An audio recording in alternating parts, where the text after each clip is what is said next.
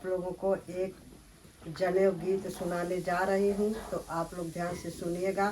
जैसा लगेगा वैसे कमेंट में बताइएगा और लाइक शेयर सब्सक्राइब जरूर से जरूर करिएगा। इंद्र ही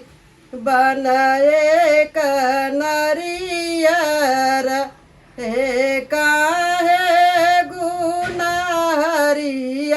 रहो किया तू ऐसी चला माली पूतवा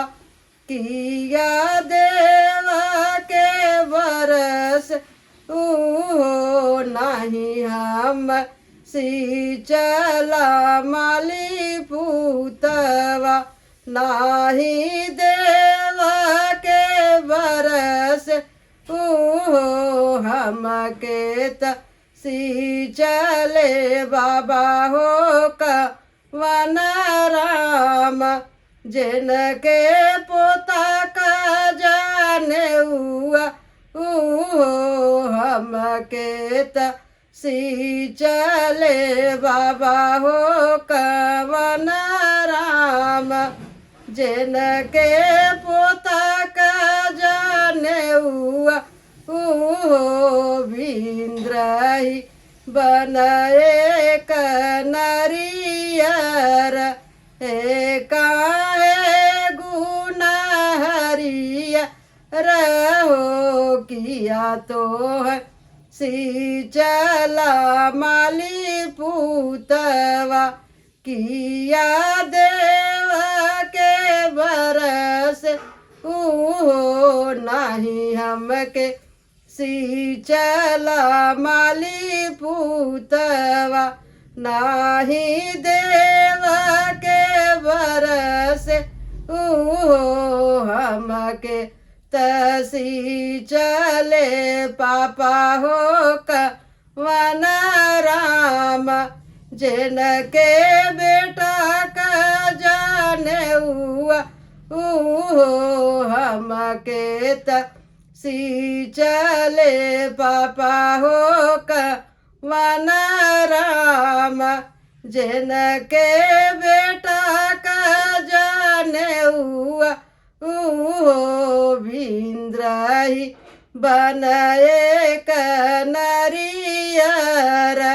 हे काहे गुनाहरिया रहो किया तो है सी चला माली पूतवा किया देवा के बरस ऊ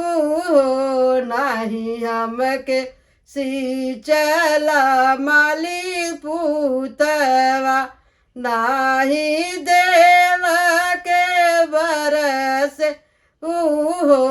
हमके त सी चले चाचा हो का वन राम जिन के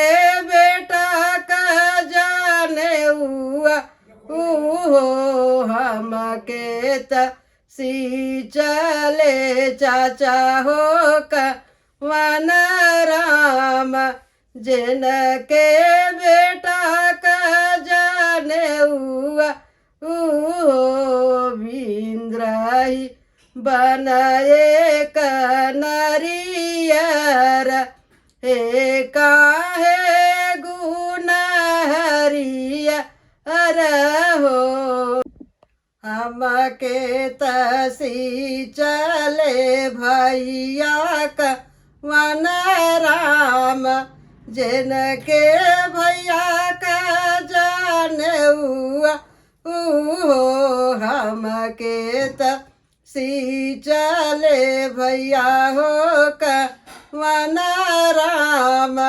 जिन के भैया का जाने हुआ इंद्र ही बनाए नरियर हे काहे गुनाहरी यार हो इंद्र ही बनाए नरियर हे काहे गुनाहरी